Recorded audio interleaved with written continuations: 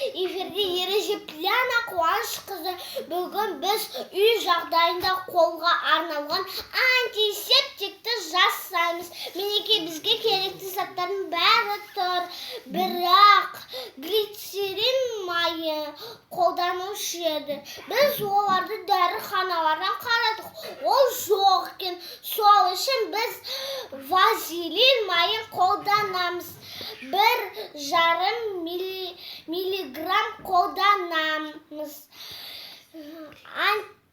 Перекис 2,5 миллиграмм қосылады. Спирт 50 миллиграмм қосылады. Және су 7 миллиграмм қосылады.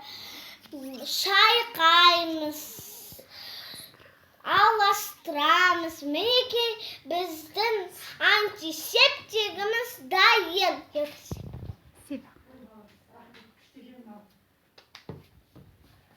Сау болыңдар, достар.